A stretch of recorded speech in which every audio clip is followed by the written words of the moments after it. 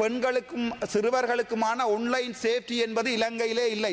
சாதாரணமாக ஒரு போலீஸ் நிலையத்திலே ஒரு பெண்ணோ ஒரு சிறுவரோ போய் முறையிடும் நிலை வடக்கு கிழக்கிலே மிகவும் கேவலமானதாக இருக்கிறது.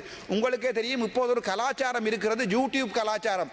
அதிலே மிகவும் பிரபலமான இருவர் வடக்கிலே இருக்கிறார்கள். ஒருவர் தான் எஸ்கே கிருஷ்ணா.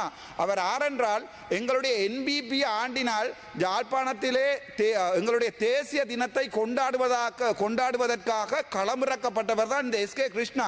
அவர் இரவு வேளைகளிலே பெண்களுடைய வீடுகளிலே போய் ஒரு பெண் குழந்தை மாட்டேன் வெளியே வர மாட்டேன் என்று சொன்னபோது கூட, அப்போது உங்களுக்கு காதலன் இருக்கிறார்களா, உங்களுக்கு முகத்தை காட்ட வெக்கமில்லைன்னா நீங்க ஐஸ்வர்யா ராயா என்று கேட்டு அந்த வீட்டுக்குள் அவருடைய அறைக்குள் பூந்து வீடியோ எடுத்து அதை யூடியூப்ல டிக்டாக் போட்டுக்கிறார். இந்த நபர் என்பிபியினுடைய பிரச்சார பீரங்கி.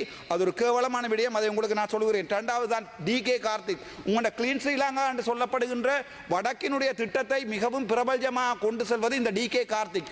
இவர் சம்பந்தமான மிகப்பெரிய ஊழல்கள் வந்திருக்கிறது. ஆனால் எங்களுடைய அமைச்சர் அது சம்பந்தமாக நான் எழுத்திலே தருகிறேன், நீங்கள் அது சம்பந்தமான நடவடிக்கை எடுத்துக்கொள்ளுங்கள். ஏனென்றால் வடக்கு கிழக்கு போரால் பாதிக்கப்பட்ட பிரதேசம், அங்கே ஏழ்மையான குடும்பங்கள் எவ்வளவு இருக்கிறது. இன்றைய தினம் முல்லைத்தீவை எடுத்து பார்த்தீர்கள் என்றால் வட்டுவாகல் பாலத்திலேயோ எத்தனையோ ஆயிரம் பெண்கள். எங்களை பொறுத்த வரைக்கும் தெரியும், பெண்கள் என்று நாங்கள் கதைக்கும் போது இந்த நாட்டிலே யார் ஞாபகம் வருகிறார்கள் என்றால் வடக்கில் கிழக்கில் பிறந்த பெண்களும் எங்கள் தேயிலை கொழுந்து பறிக்கும் எங்கள் தெய்வங்களும். ஆனால் நாங்கள் இதுவரைக்குமே நான் அது சம்பந்தமாக கதைக்கிறேன். இதுவரைக்கும் வடக்கு கிழக்கில் உள்ள பெண் தலைமைத்துவ குடும்பங்கள் சம்பந்தமாக எந்த நடவடிக்கையும் எடுத்ததில்லை. எங்களுடைய அம்மணி அமைச்சர் அவர்கள் இருக்கிறார். நீங்களும் ஒரு பெண், தயவு செய்து நீங்கள் முக்கியமாக பார்க்க வேண்டும்.